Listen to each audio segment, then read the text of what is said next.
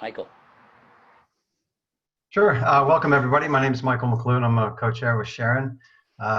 We are really excited to reanimate and take this global lava subcommittee in Greater Los Angeles and Southern California. And from what I understand, we have some attendees around the world. This is going to be one of many events that we have where we're going to help founders and funders get a clearer picture of how to go and expand and grow into geo-specific markets based on the events. So this one is the EU and the UK and Greater Europe, of course. And we'll be following with more events into the African market, LATAM market, Asia, and some other offshoots. So it's exciting. Sharon and I are excited to take the reins. I'll be the moderator today with our three esteemed panelists, and then Sharon will come in and she'll be collecting your questions and your inquiries as the discussion goes along, and she'll pose those to the panelists in the last 15 minutes. So we'll have some intros here, and then we'll talk for about 30-40 minutes, and then we'll have a Q&A. So Sharon? Thanks, Michael. So yes, I'm taking a look at the chat. We have someone from Nigeria that's joined us. So I'll just introduce myself. So I'm the director for North America of Invest in Grenoble Alps. So by day, I attract US and Canadian companies to the stellar high-tech Grenoble area and environs. I am an active member in French Founders and part of the French cluster team in LA. I'm on the Lava board and in the Women in Lava committee also. So today, I'm thrilled to be with Michael and launching this, the Global Lava events again. Thanks to Darren and thanks to our speakers. And I'm also delighted to offer a sampling of one of a fruit of another expertise of the Grenoble area, the nectar that is Chartreuse, made in the French Alps in the Chartreuse mountain range. So we will choose one lucky participant who is over 21 years of age and from the list of attendees to receive both flasks of green and yellow so that you can compare and contrast. So thanks everyone, and I'll let Michael take it away. Sure, so I'll toast to the lucky winner right now, as this is a happy hour. And if I'm not mistaken, the attendee from Nigeria must be 1 in the morning if I'm doing my math correctly. So thank you for that.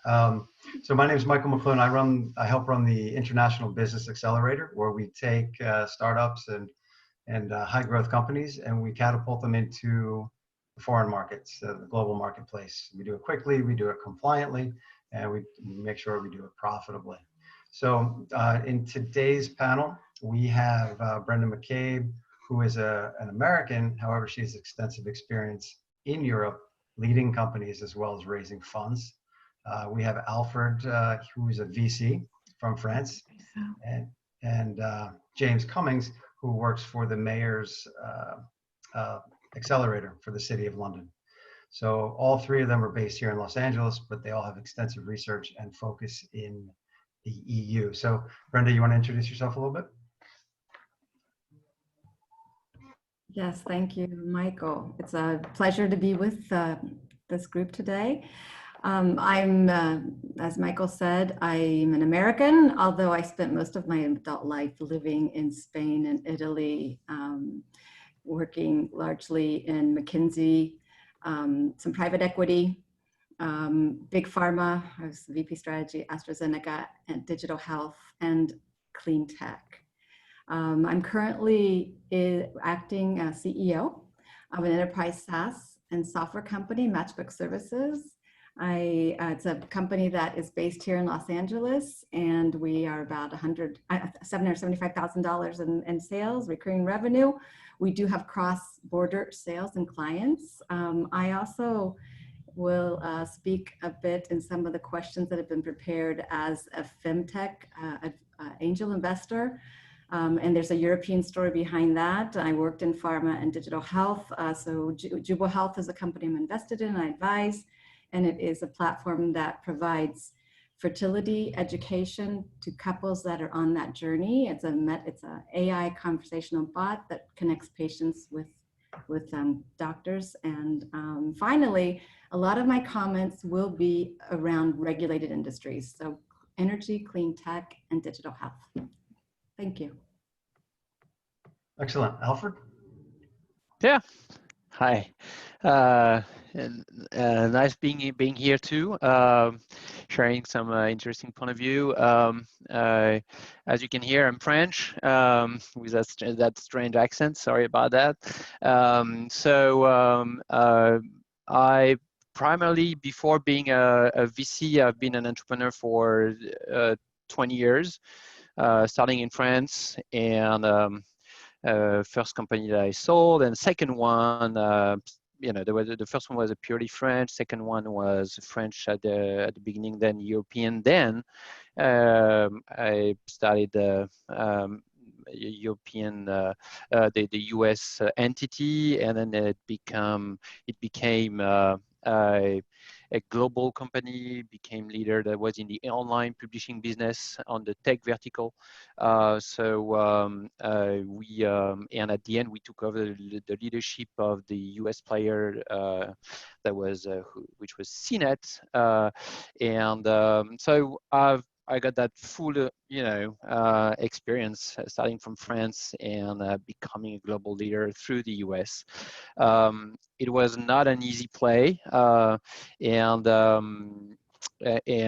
then based on that experience, I thought it was very interesting to build a venture fund that would be kind of a mix of a venture fund and a growth accelerator, to try to give the keys to European entrepreneur when they deserve to start a US development to become global through the US, because this is so different. So a lot to say today regarding the topic.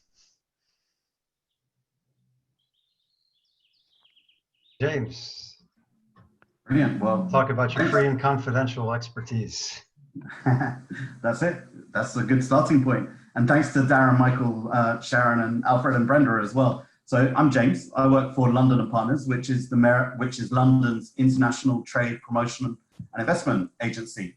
So, we're a public-private partnership. About half our funding is from the Mayor of London. And to be honest, we do a number of things as an organization, but I think I've got one of the best jobs, because I get to help create and curate and celebrate, really, the links between London and the rest of the world. So I lead London & Partners LA office, really working to support especially US companies in LA and throughout the West that are looking to expand and open offices in London. And also equally work with very exciting scaling companies from London that are exploring opportunities in the US. So I think it's the greatest job, because every day I get to speak about all the cool things happening in London, all the great things happening in LA and throughout the US, and really try to bring them together. And our end goal is to help companies set up and begin operations and hopefully be successful in both those markets, in London and the US. And of course, from London, often companies use it as a launchpad to the rest of Europe and often the rest of the world as well. So really pleased to be here, and thanks so much, Michael, and everyone else. Yeah, awesome. Great panel here. So for everyone listening, we're going to flow this. We're going to talk about the internal structure and the facets to be vigilant of as you go into the European market. And then we'll look at the external approach and strategies that you'll need to go, into the European market from more of Alfred's view or James' view.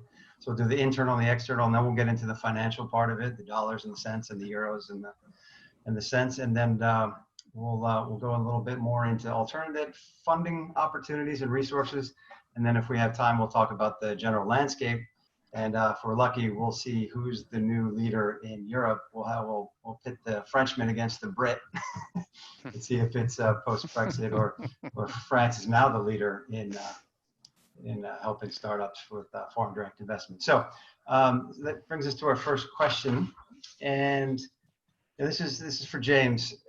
What does a company have to have fortified in their own market, in their own domestic market? In this case, being mostly U.S., but Nigeria as well, or around the world, to be ready for cross-border expansion. So you have a free, confidential service. Obviously, you can't give that expertise and all those services to everybody who contacts you. What are the criteria that you're looking for that makes you think, okay, this entity and this founding team can be competitive here, and what do they need to have in their internal operations before they think about using Yeah, I think overseas? it's a really interesting question. Your companies here that, how do we work out who will be best suited to the London European market? And I think there are lots of things to be considered really. And we want to work with companies at early stage because we want to help them drive this international growth strategy. And what I would say is that, what we love, especially in LA and the West Coast, but from around the world, is when companies, we all know that LA is full of creative energy.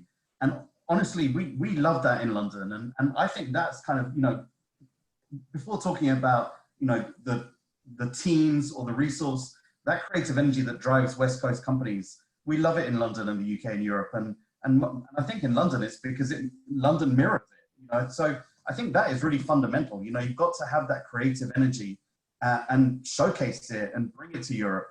But, and there are lots of things to consider, internally, when looking at which markets are right for you. The US and North America is a massive market. So how do you decide when it is right for you and your team? And how do we work with companies to make sure that we're helping them build that internal resource? So, do your employees have experience working in Europe, selling in Europe? It is a different environment. Who are your customers here? Do they have a presence in Europe? Perhaps they can help you to bring you to Europe if they need your product, your service, your technology in London. And also, what does your sector look like in London? What are the challenges and opportunities? So it's really about, have you done your due diligence internally to help you understand what doing business in London, the UK, and Europe will really look like? Because there are differences. Contracts are different. Hiring employees or contractors are different. The PEO model, which is very common in the US, isn't viewed quite the same in the UK. So it needn't be burdensome or difficult to set up an entity, to do business, to look at the UK or Europe for funding. But you have to do your due diligence. You have to go through the questions, which it's like starting again, really, in many respects. And there are some things that take longer. Hiring employees takes longer. Getting a bank account takes longer. But I think at the moment, we're kind of, at the moment, it's kind of a great equalizer because everyone is working remotely at the moment. It is a great level for international companies moving into other markets because we're all cloud-based, we're all remote. So if US companies or international companies want to move into Europe, now is the time to kind of do it because, people aren't meeting up in the same way. People are on Zoom. So if you're internally ready to deal with that, if you've got employees that are experienced at doing that, if you've done your due diligence or aware of the challenges and opportunities, now is a great time to do it, really. And especially if you can set yourself up internally to kind of to service Europe. So, do you have a European focused website? Are you doing social that focuses on Europe? Have you got a phone number? If you need a phone number that is in the UK. So if you look and sound like a European company, of course that's different, and you have to be careful about the regulations and legalities of doing business in Europe. But if you've got all these things set up, like privacy regulations as well, if you've thought about all these stuff, now is actually a pretty good time to do it because we're in, people on this call, I'm sure, around LA, around California, around the world, in Nigeria, and in the UK. I mean, now, but how do we know? Because we're all on one Zoom call. So now might be an interesting time to do it. It sounds to me it's a lot more perspective and mindset with attention to detail. What do you think, Alfred?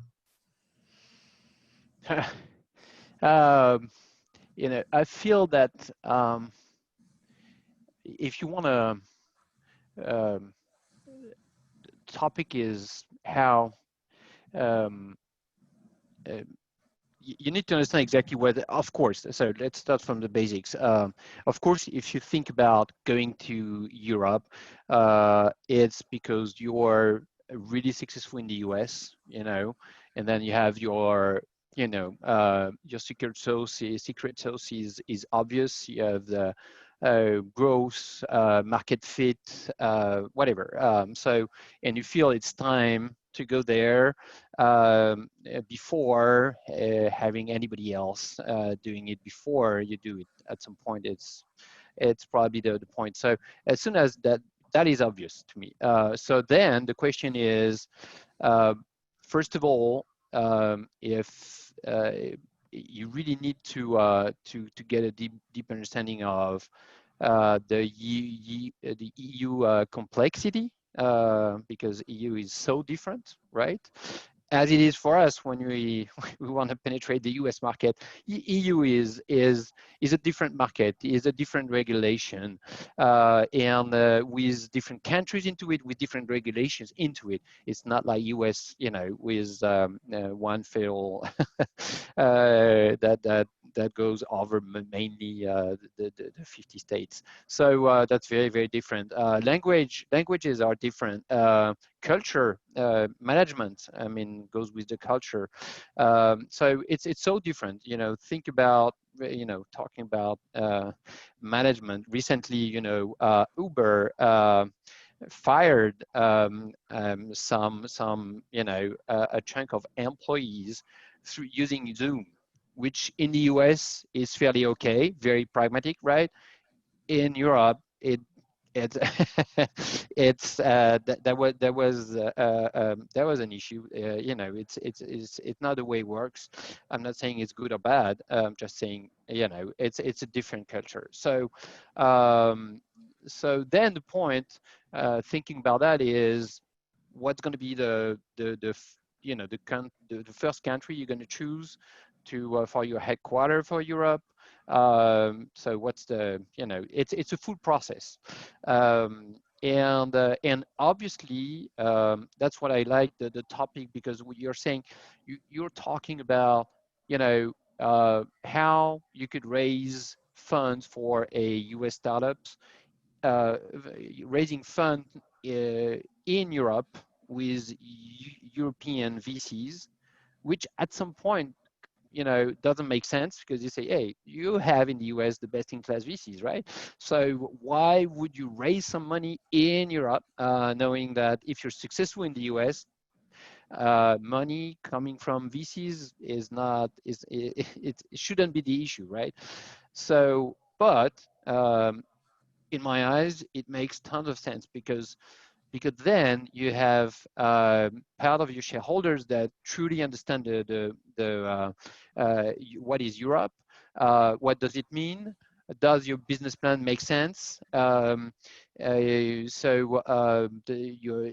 your expectation and so on. And then the way you should pick that European VC is all about you know, getting smart money, making sure you're getting a VC that's going to be fairly hands-on, you know, ready to help in many ways, because you know, you need network, you need to be helped for recruitment, you need to adapt your go-to-market strategy, you need to adapt your storytelling, you need to get, you know, best-in-class advisors to help you in different countries, making sure your strategy is the right one, and so on. So so for me, that all those topics needs to be covered. But if, first of all, if that is clear for you, if for you going to Europe is not just a copycat of what you've done successfully in the US, then that's if a European VC gets the point that you got that point, this is crystal clear for you that you're gonna need help, you're gonna need to really adapt everything. It's a first good step, because it's not that usual. You know, America is that big, so usually you have that typical US mindset saying, okay, so I'm ready. Let's just do the copycat and that'll be fine. If you feel the managers are, it's crystal clear for them that that needs to be done, that's a first fantastic step for European VC, and it's a great opportunity then for European VCs, because being able to invest into a very successful US company and for helping them. So at some point they're going to get a great deal for helping them in Europe, but at the same time they're going to get the benefit of the global entity. It's a pretty good deal usually for those VCs that are starting to do it, and it's a trend. More and more VCs are getting the point that they could be very helpful and that could be a great deal. All right, excellent. So from James, I heard, it's the perspective and the preparation. Alfred, I thought you might talk more about, metrics and benchmarks and, repeating sales and more of a financial, but it sounds like you're saying it's all about the adaptation. Yeah, Brenda, because because I didn't talk about that because it's the same, whatever. It depends on what is your business, but obviously Europe and US are not that different, looking at, growth, and it depends, if it's SaaS business, whatever your CAC and whatever. It's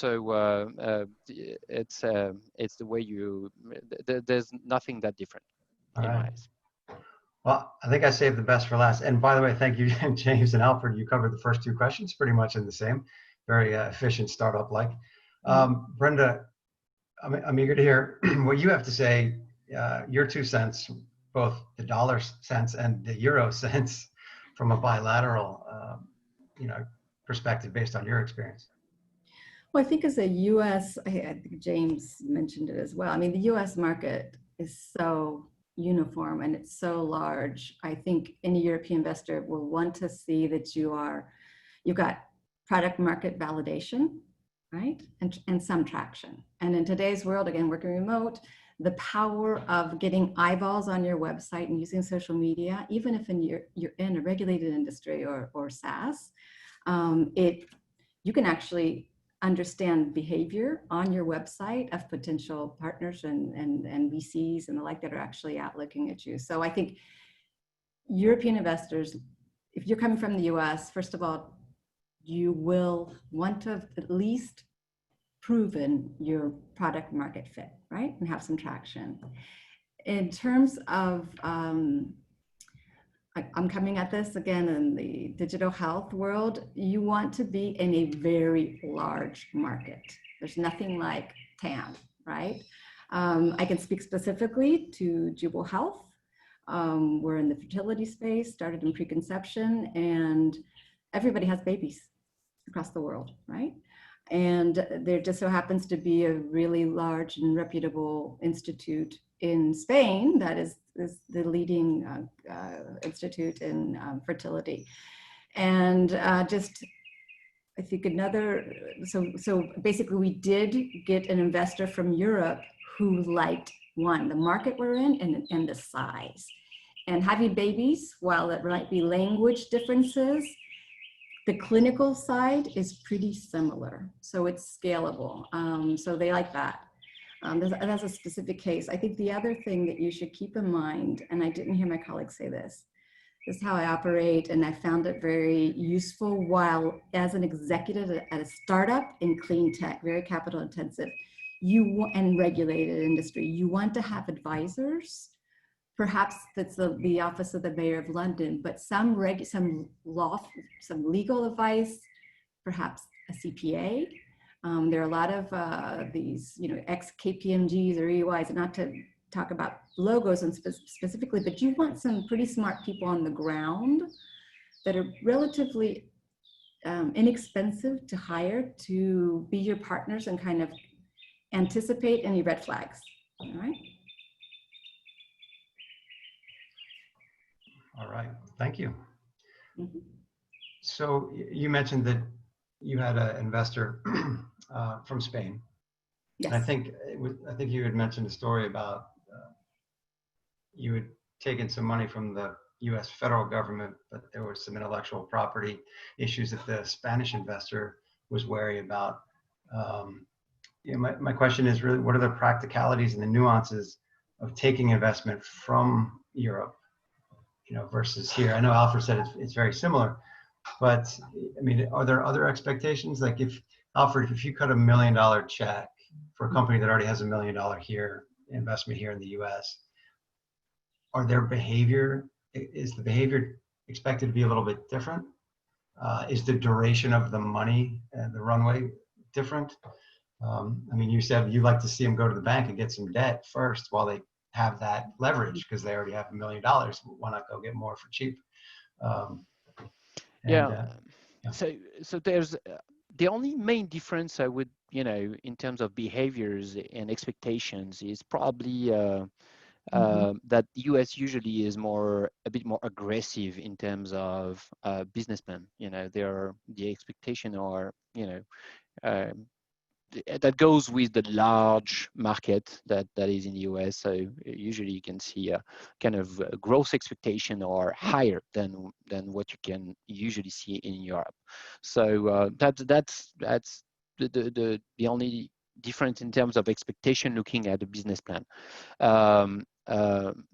Then behaviors are a bit different because usually government are a bit more active in Europe. Not sure it's the same in UK, James, but you're going to tell us. But it is. So, for example, you were talking, Michael, about debt. Yeah, as a VC, this is what we recommend. So as soon as you raise money,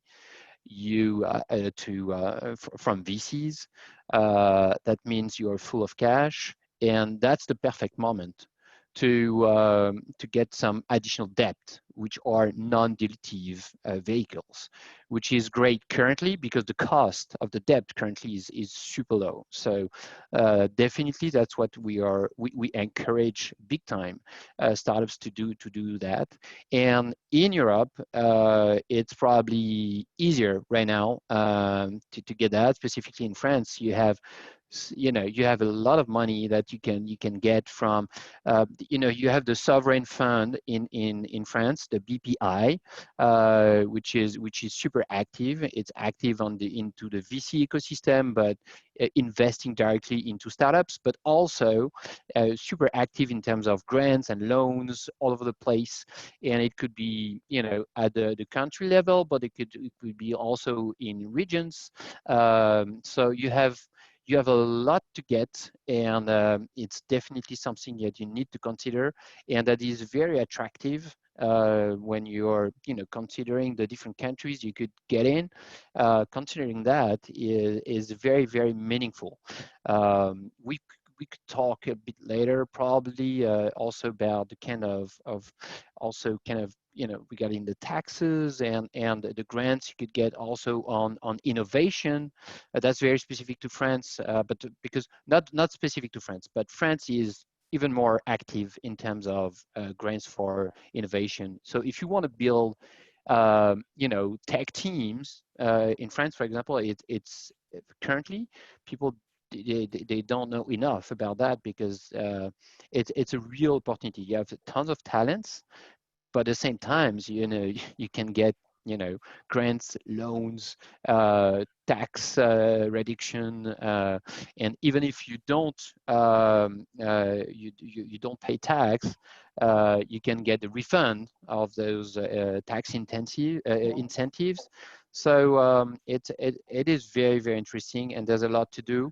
I was talking a lot about France, but it's fairly common in the main countries in Europe to see that.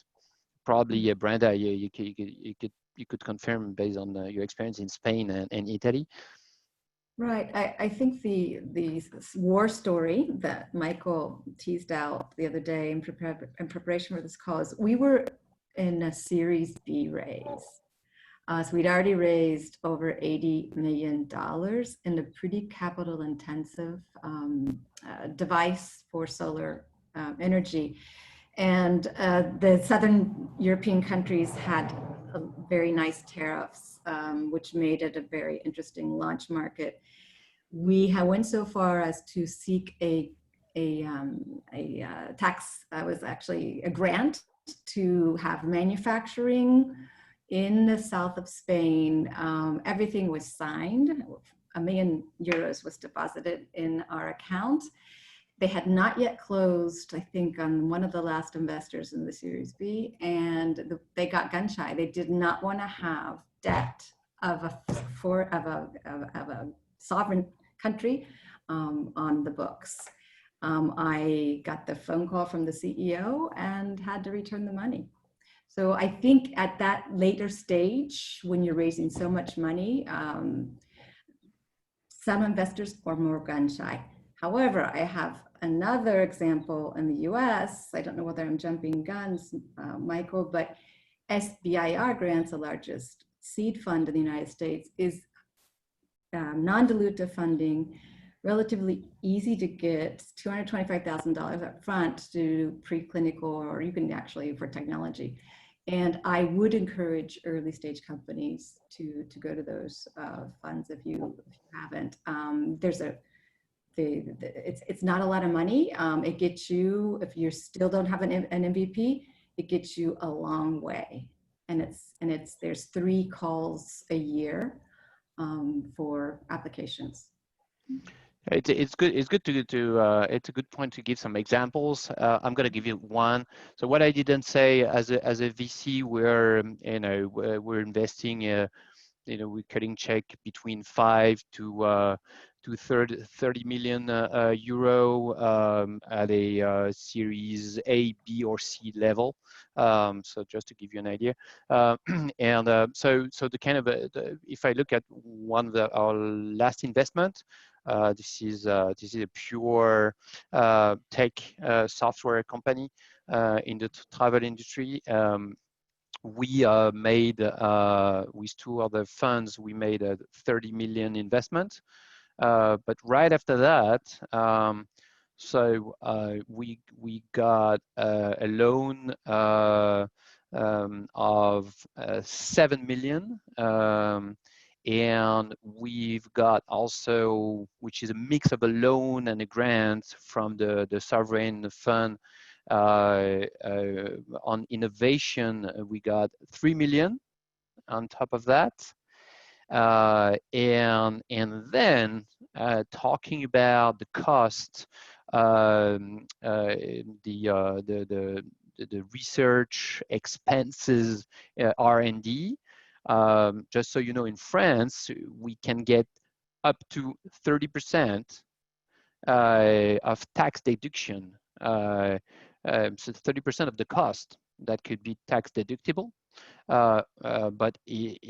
or refunded if you're not paying tax at the end. So if you get all that, it's a lot. I mean, it's a big, at the end, it's a lot of money. Yeah, I agree with that. And I think, it's important to really understand the opportunity in the market and what the incentives are. So, the UK has an R&D tax credit, and you don't have to have employees in the UK in order to claim it. But at the end of the day, you can get 33% cash back, from HMRC, Her Majesty Revenue and Customs, the equivalent of the IRS for R&D that you put through the UK. So it's really interesting to know that. And the other thing, I think, depending on the sector, it's important to from an incentives perspective, really understand the market you're going into. Where is the government putting incentives? What's driving the economy? What do they want the future of that market to look like? So in the UK, it's the industrial strategy, and that looks at a number of different areas of the economy where they want the UK to really be world leading. So that will often mean that there are competitions, there are grants, there are funding, there are organizations like the Catapults in the UK, and I'm sure it'll be the same in other European markets. And the Catapults bring together, the research community, academia, startups, SMEs, the research and funding institutions, the corporates, and they'll run competitions, because they're looking to make sure that their markets are world leading in that space. So how do and working with, VCs, professional service advisors, which is crucial. I can't remember if Alfred or Brenda said that, is really important. Working with LAVA, working with the International Business Accelerator, working with London and Partners, working with the consulates in LA or around the world of the country that you're looking to enter. These are all ways in which you can understand what the challenges and opportunities are in those markets, where they're driving their economy. And if you have a product or service or technology that that helps enable that growth in that market, it's likely that you'll be able to access those funding opportunities, those grants, those competitions. And also that's a great way of meeting partners in those markets. You know, it's a great way of meeting the corporates who are also working towards those opportunities. Meet the other startups who could be potential partners for you, meet the funding, meet the research institutions, universities. So that's a really good way of looking at new opportunities, you know, certainly in the UK, and I'm sure pretty similar across Europe as well.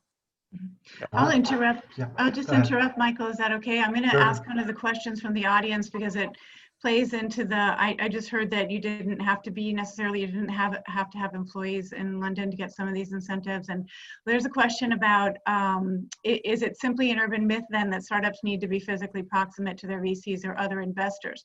So would representatives of the offshore capital be enough to fulfill said proximity needs? Does anybody have an answer to that one? I mean, from the UK for our R&D tax credits, I mean, you potentially need to transfer some IP to the UK, but there are ways to do that, and happy to, you know, to continue that discussion.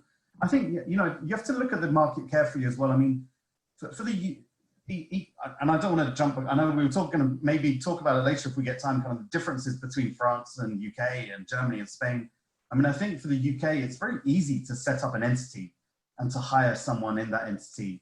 So, you know, I don't, of course, there are all the things that we need to think about that Brenda and Alfred and we've all touched on earlier. But, you know, I don't think it's something, I mean, we could work, you know, you have to work out the costs, you have to work out your resource, you have to work out the ability to service that office, to really work with that office. What you don't want to do is hire someone and then leave them to it and not provide them the support. It's, you know, you've got to make sure that your company is resourced to support that person. But I think it's an option that should be on the table, and you know, it needn't be particularly complicated. I mean, of course, as Alfred said at the beginning, each market is different. They have different employment regulations, HR regulations, tax structures. So you have to be careful and you have to look at it carefully, but there's lots and lots of guidance and support out there to help you make that decision. So I have a question for you guys. You know, as Americans, we have big stomachs, both literally and figuratively. And so, you know, if we're a LA-based startup and we're looking to go to Europe, if I'm not mistaken, I think UK's GDP is roughly the same as California, right? France maybe a little less. But is there an expectation, whether you're taking private money from someone like Alfred or you're doing a knowledge transfer partnership in the UK, is there an expectation that that will be the gateway to the rest of the European Union and Europe as a whole? Or is the expectation you're going to come into that market and thrive there, and the rest of the EU is an afterthought? Oh, and one other thing to our attendees, we did put a poll up because we're curious what sector you guys are representing, so we can tailor the rest of the conversation maybe towards you. But James, can you continue? I mean, is there expectation that in your case, London, or in a bigger picture of the UK, that's going to be the launching pad or the gateway to the rest of the continent, or not so much? Certainly that's how we talk about London. You know, it is a launch pad to the rest of Europe, you know, and from a very practical standpoint, you know, 250 languages, nearly 300 languages spoken in London, you know, 6 airports, the Eurostar, you know, it's a diverse economy. It's the diversity of its people, diversity of its economy means that, you know, it is a good starting place for Europe, especially because the HR regulations, the employment regulations, you know, whilst not at will like we have here in the US, they're kind of friendly. The system of law is recognizable often to US companies coming over to London, and of course the language as well. I think you have to think carefully about where the opportunity is, you know, how you're going to approach the market. But what I would say is, and we can talk about, you know, the European Union and the UK's relationship with Europe as well. But, you know, I don't think you should, as Alfred mentioned earlier, you know, they all have their different strengths, peculiarities, different ways of working. You know, they have their different employment regulations, they have different tax structures, they have different, you know, rules on many aspects of doing business. So, you know, you do have to think carefully about, it's not necessarily just coming over to Europe and, you know, of course, Europe is a massive market and it's a very important market, much like the US and North America is. But we very much see London as a launch pad to the rest of Europe. But you know, look, there are obviously benefits from depending on your business, depending on your structure, depending on what kind of market you're going after, what sector you're approaching. There are, you know, you have to think carefully about which market in Europe might make sense. So Brenda, Yeah. when you took growth capital, oh, sorry, Alfred. Brenda, when you took growth capital, was there an expectation that it was going to be the HQ in Spain and you were going to conquer the rest of the world, or any other countries you're in, or was it let's start regional and see what happens because we want to own this domestic market? I think the growth capital came in because there was, and we did want to have a beachhead in Southern Europe. It was a kind of a sweet loan. However, it was regulated industry. So we were going to grow our presence in all of Southern Europe from there. What happened though, Chinese solar panels were coming in, dropping the market price incredibly. The Spanish government changed overnight the tariffs and were sued in European courts, and a lot of people lost their shirt. We subsequently, so again, the initial idea was beachhead in Southern Europe to support all of the southern markets because you need a lot of sun, and actually Morocco and Israel. And in the end, what we did was I moved to Italy. There were no more subsidies, and Israel. And we went eventually, not all startups end happily. We raised another 80 million, went to chapter 11, but the Israelis bought the US company. So, and it's still a going concern. So there was a happy ending in the end, but it was carnage in the meanwhile. Mm-hmm. Alfred, were you going to say something? I was just I agree with James on the fact that you need to pick the right country. So the first, and you know, there's a competition right now in Europe on, you know, because of the Brexit even more. There was always the case, but even more regarding the Brexit. You know, everybody's starting to be the launch pad of Europe. You know, hey, come here. But the way you should consider it is what's going to be your first market, because it doesn't mean, you know, I would first consider, yeah, let's try, you know, if you pick one country, try to be successful there and then expand. So that's the way that's one of the key steps. And then because so if you pick that country, it's for some reasons. And then you're going to check the environment of everything, you know, all we were talking about, regulation and so on and so on. And all that stuff is really changing right now. So, you know, everybody, as I was saying, because of the Brexit even more. So look at France, that is really well known, as you were saying, James, as being, you know, on a HR standpoint, being, you know, really conservative, not at all at will. And it changed already pretty nicely. Macron is doing an amazing job on that standpoint, and again, a lot of stuff. For example, what is very specific to France recently. While you have America that is avoiding getting, you know, that is limiting the numbers of visa to have, you know, foreigners coming. I'm not talking about COVID, right? Before COVID, about a full limitation of getting new foreigners into the country. This is the opposite with France. You have the French tech visa. You could get a visa in less than 2 weeks. We've seen some in 8 days. And if you get the visa, automatically the visa is apply for all your family.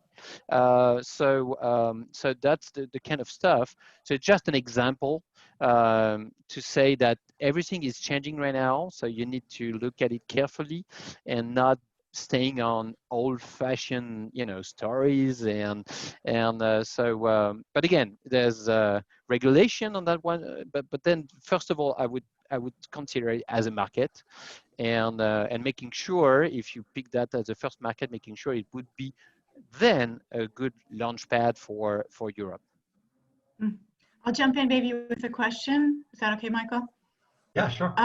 So we have a question regarding performance metrics that might be sought for European investors looking at LA startups. Does the startup need to bring value to the investor's home market to be an attractive investment?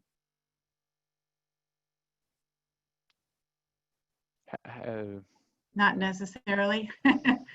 Yeah, you need to, again, you need to demonstrate there's a market, and if you're able to replicate what was your success on your home market, that's the main thing we want to see. Yeah.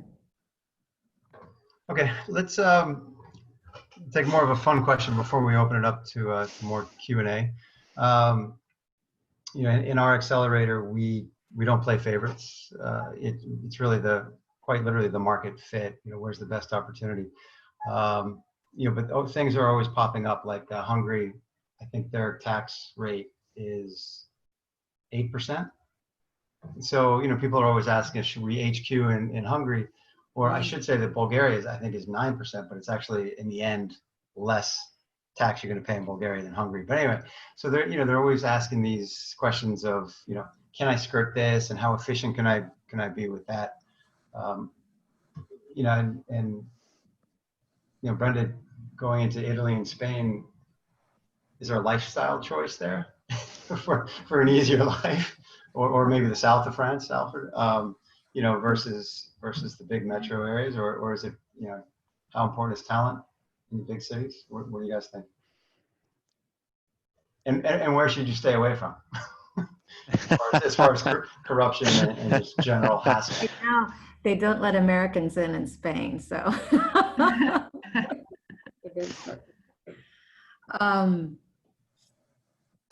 I think work-life balance in the Mediterranean countries is a bit more amenable to a balanced life. You work hard, you work really long hours, but you play hard. I believe over the years, actually, with the European community, the Spanish bank was actually the software for the VAT clearance between countries is used for all countries. So, I mean, there's some really good tech in Spain. It used to be known as a very unproductive country. I have to say that the processes in a digitalized world, you could do it online. But the work-life balance in climates where you have a lot of sun, that's why I settled here in LA, right? It's more amenable. Mm-hmm. And you have the infrastructure, there's money, you have two large cities, Madrid and Barcelona. In Rome, I'd say Italy is not as advanced in terms of infrastructure compared to Spain. And I lived in Italy for 2 years. And so would a Londoner or a Parisian or someone from Moscow, are they going to look differently at a company that's out of Spain? Or is it negligible? Or Spain or Italy or a less developed, more relaxed culture? Well, I'll just, the largest construction company that does highways and toll roads, ACS, Ferrovial, they've just won a huge toll road in the state of Maryland, in the United States. So I think in today's world, we're seeing it's globalized, and you see some of the top players that, independent of where they're from, are able to win contracts over here and vice versa. So I think they're largely in infrastructure projects, regulated industries. You're seeing who the winners are, right? I'm sorry. But for about that few insights on my end. First of all, I would pick coming to Europe is already fairly complicated. As I said, it's a mix of countries. So I would first pick the largest market, instead of thinking about taxes and, because if this is a subsidiary coming from the US, you're gonna keep your IP in the US more or less, so the tax impact at the end won't be that much, even if you're gonna have to play well with the transfer pricing and so on. But so I would really pick the largest market, because they are the advanced, developed, and it's going to be easier. And it's already a stretch coming from the US.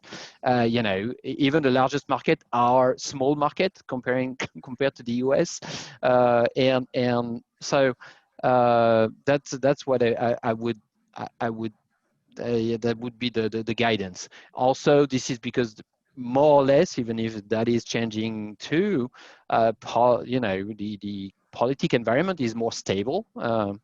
You were picking Hungary, you never know what's going to happen there at the end. So what could be true today, you never know what's going to be tomorrow. So that's the other point. And at the end, lifestyle, of course, it's part of the deal. Same in the US at some point. Being headquartered in New York, in LA, in the Silicon Valley, in Seattle, in Atlanta, it's different. It's different it depends on your industry, but there's a bit of a lifestyle into it and on a cultural fit. So at some point you need to enjoy when you go there. It's part of the deal. And the last comment is, I would coming from the US, I feel that the cultural fit would be much easier on the northern part still of Europe, because south of Europe, it's an additional stretch. It's the way you work is very different. I had two subsidiaries. For example, I'm French, but I had different subsidiaries in different companies in Italy. One in Milan, one in Rome. It's just, it has nothing to do. It's not comparable. And doing business in Rome, frankly, it's hard. It's hard. They the way they behave, the way whoever you're doing business with could be trustable. Frankly, it's a different game. Milan, it's much more comparable to that typical Anglo-Saxon play. Even if you're in Italy, it's so much easier to do business, there, if you go to Italy. So the more you go south, the more you could be surprised on a lot of standpoint, even if the lifestyle, I have to say, the lifestyle in Roma compared to Milan, Roma is unbelievable, but keep it for holidays. I would recommend. I would agree with that. I mean, at the end of the day, why are you coming to Europe? It's to win business, and it's to find talent. And that's really got to drive your decision making. I mean, I don't think it's really about government incentives. It's about where are you going to do sales? Where are you going to hire the right people to do that? And, whilst it's really important to look at the tax rates, and, UK is a very attractive tax rate, but it's not as low as Ireland. But, what's the bigger market? Where are you going to win business, and where are you going to be able to build your business? Where are you going to find the right talent? So, really at the end of it, isn't that what it comes down to? It's less about worrying about, I mean, of course, you want somewhere that you can access easily, that has a good lifestyle, that, you'll be able to enjoy, weekends, evenings, it's all so important. But, you're going over to Europe to find business, to find customers, and to find the talent that will help you deliver that. So that's, I think, what's critical when thinking about that. And also to find out where your peers are as well. I mean, there are a million Americans that wake up and go to work every day for British companies. and 1 million in the other way, British companies, and other Brits that go to work for American companies, Americans that go to work for British companies. So, you know, this is a tried and trusted route. And that's going to be the case. You're going to find US companies in Dublin, in Paris, in many of the cities that we've talked about. But, you know, you want to go down a route where people will recognize that you know, your approach, the way you operate will be understood and will be welcomed in that market, really. It won't be it shouldn't be a battle, as long as you've done your due diligence, you've got a product that has a market fit. Everything that, you know, Brenda and Alfred and everyone's spoken about today, you know, but, you know, go to the market where you're going to sell. Mm-hmm. Never minimize the cultural gap, please. Never minimized. This is so meaningful. At some point, we look the same. We're not. We're just not the same.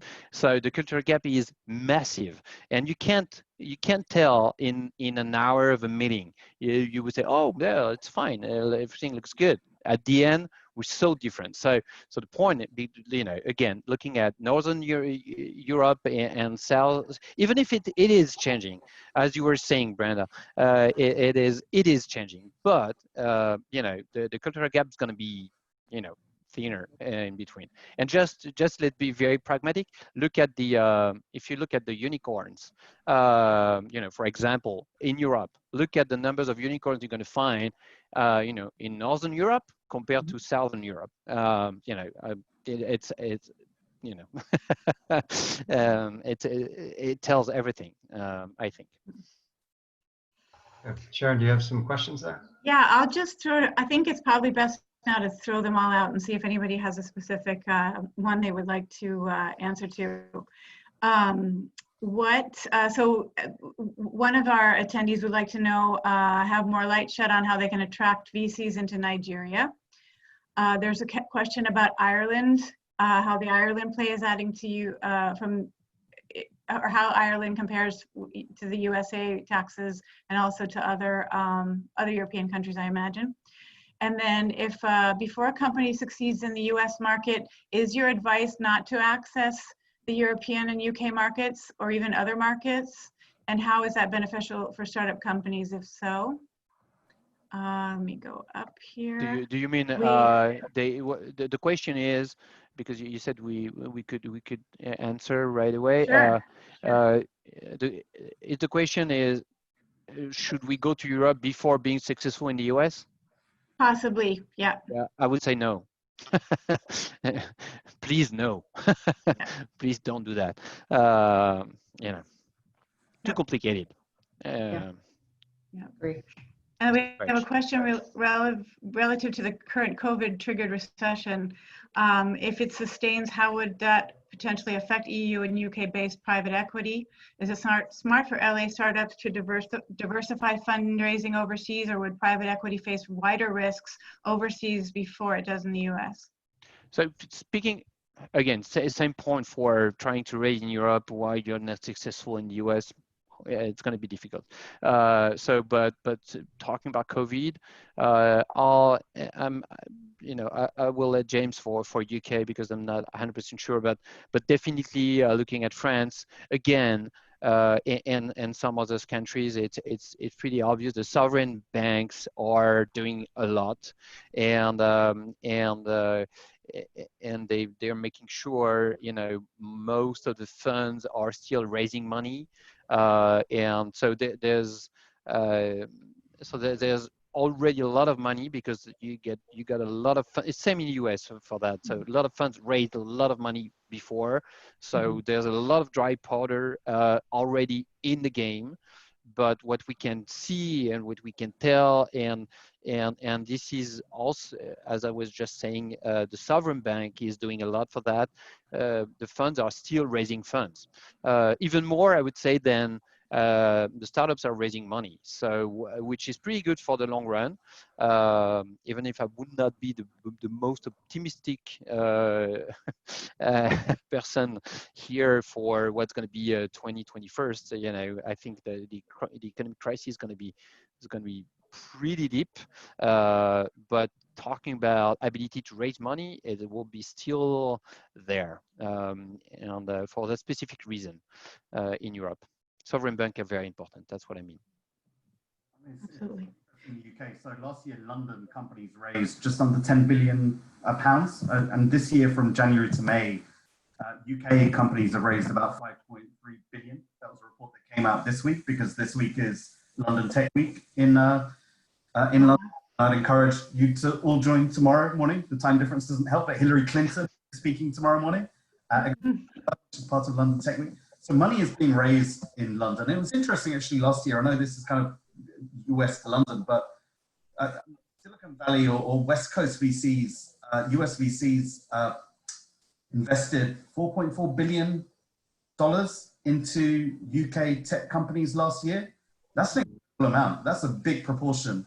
So VCs increasingly, I think, looking at how they can invest overseas. I think, before it was really, really difficult. I'm not saying it's going to be easy now, but, we've had LA VCs like Clock Tower Ventures, like Fifth Wall, place people in London. They're actively looking in London. So I know that's more US and West Coast to London rather than Europe to West Coast, but I think it just shows that, it's the nature of investment is changing as well. And then you've also got other ways. You've got the AIM market in London, which is the alternative investment market, for earlier stage companies looking to raise on public exchanges. So there are lots of different opportunities to explore, I think. Mm-hmm. And we have one last question about a skincare product, cosmetic skincare product, looking forward to being in the UK and the European market, and what's the best way to access this market, and who can help us? So maybe Lava can answer that. Join Lava, pull our members. Well, I've actually worked in that space, and I can tell you the labeling and the European consumer in cosmetics and skincare is much more discerning than the American customer. So really, if you're going to launch in Europe, have a very natural product and look at the labeling. Okay. Yes, the regulatory bodies also more. So we're right after 6 o'clock. So I just want to thank everybody. I don't know, and I apologize if we have those questions collected. If I can, I will make the introductions to the panelists who may be able to help answer those questions, and I'll certainly do it as well, and maybe even double them up or triple them up, because we all have different opinions. Alfred, I believe if you're going to go ahead and spend 110% of your effort and your time and your money and your blood and your sweat and your tears to launch here to 300, if particularly let's say a CPG, why not go for 330 million people here? Why not go into Europe with 700 and some million? More than double your potential market. But maybe that's too cavalier. I don't cut the check, so I guess that's probably why. Right? But anyway, so if I can get to these questions, we'll do our best to answer it. I want to thank all you guys. I'm going to turn it over to Darren to wrap it up. All right, Darren's taking pictures of the questions so that we have them to save once the once the webinar goes. I think we lose the questions. Just to wrap it up, thank you for everyone for attending. It seems like a majority, 75% of you all responded to the poll. Thank you. As you were looking at it, it was pretty clear most of the folks in attendance were in LA. Most of you had B2B startups at the seed stage and are focused on the US and the EU specifically. I think it was 60% of the respondents were there was a multiple choice and you could answer multiple times, but it was EU and US. So thank you everyone. The panelists, fantastic. I was getting text messages from folks complimenting us on the quality of the panel. So especially for our first time out. So thank you, Brenda, James, and Alfred. Great job, Sharon and Michael. And thanks everyone. Stay safe and look forward to more Global Lava in particular webinars. Thank you, everyone. Thanks all. Thanks everyone. Thank you. Thank you very much, everyone. Have a good day. Bye. Have a good evening. Bye. Yeah, good evening.